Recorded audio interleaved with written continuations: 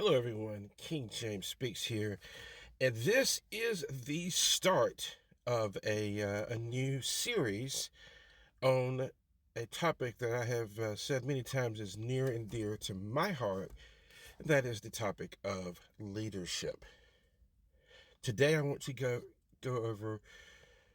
Well, I think it's where we should start when it comes to the idea of leadership. Uh, People would want to know what makes a good leader, what makes a bad leader.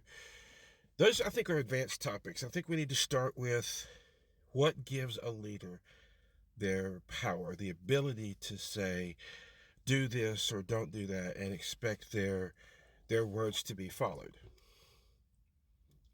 What gives a leader their power? Now, it's very important that I throw in one caveat here, and that is I'm talking about a leader, not a boss, because those are two different things.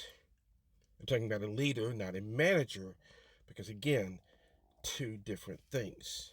You see, you manage things, you lead people. You boss around people, but that's a whole different concept from leading people. When you think of the idea of a boss, you think of someone who is standing on a pedestal, dictating what's to be done and punishing people who don't do it. You think of a leader, you think of someone who's out in front saying, let's go this way. And those who follow, follow. So what gives the leader the power to say, follow me, and expect to be followed? Believe it or not, this is one that's very, very simple, but it's one that is not easy to achieve.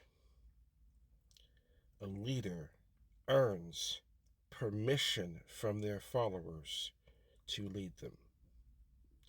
In the book, The 5 Levels of Leadership, John Maxwell talks about the first level being the position level. And when you first take over as a manager in any situation, when you first take over, you are a level 1 leader because no one knows you. They're following you because of the position that you're in. You're the boss, you're the manager, but you're not necessarily a leader yet. You see, leadership is earned while the position of manager, the position of boss is pretty much just handed to you. What do you do to earn the the title of leader? What do you do to earn that? Is you earn the permission of people to lead them. You earn them willingly following you. Now, right now, you're probably thinking of someone that you've worked with in the past. You're probably thinking of one of two extremes. You're either thinking of someone who did such a poor job, you're like, I would not follow that man anywhere or not follow that woman anywhere. And then you're thinking of the other extreme, possibly of the leader who did such an amazing job that, yeah, I would follow that person anywhere they needed me to go. What was it that gave them the authority to say, follow me, and you would do so willingly? And it was very simple, the fact that you gave them permission to lead you. You gave that person permission to lead you. So what does this have to do with leading yourself? I've talked a lot on this channel about imposter syndrome and how imposter syndrome robs you of the belief in yourself to achieve what needs to be done. It robs you of something else as well. It robs you of the belief that you can lead yourself. And when you have lost that, then you're not giving yourself permission to be in charge. You're giving that over to someone else to dictate what you're going to do with your day, to dictate how you're going to achieve your goals, to dictate how you're going to live out your dreams. And most of the time, it's not your dreams that you're going to live out because you've given that permission to someone else. You see, you've got to recapture that and give yourself permission to lead your own life.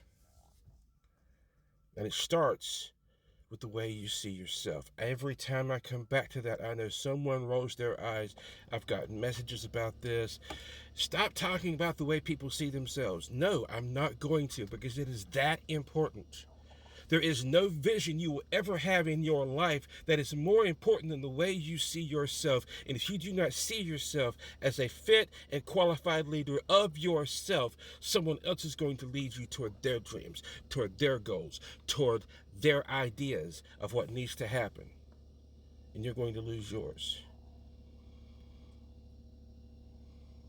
Imposter syndrome robs you of far more than you realize, and it needs to be defeated. And it needs to be defeated by the way you see yourself. Like I said, the hardest person you will ever have to lead is the one that you look at in the mirror. You'll never lead anyone more difficult than yourself. And to do that, you've got to give yourself permission to lead you. Yeah, man, but you don't know, man. I've messed up so many things. Oh, trust me, I know, because I have too.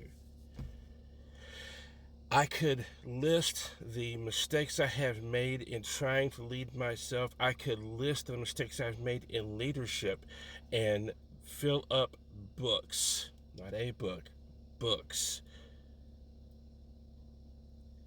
But I have got to realize that in spite of those mistakes, I am a capable leader. In spite of those mistakes, I am qualified to lead this person right here. Because until I effectively lead this person right here, I will never be fit to lead anyone else. And that's a fact. It starts right here. Giving yourself permission to lead you. It's a hard lesson to learn, and it's not one that's very easily embraced by people either.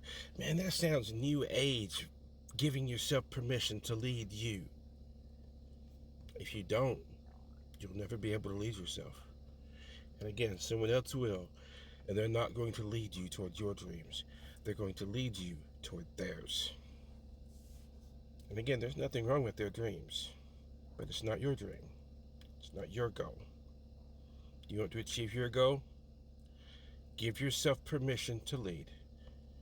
Take that reign of leadership for yourself and make the hard decisions of, this is not good for me, this is good for me, I'm going to give this up, and I'm going to do this because I need to achieve my goals. And then once you do that, you've taken those first steps toward not only leading yourself effectively every day, but guess what? Now your goals are in sight. Tell me how you would lead yourself. Tell me what you can do to give yourself permission to lead you, and how you can make that happen. I would love to hear some good stories about how we've done that, and some challenges about how we're going to make that happen. I'll talk to you later. Take care of yourself.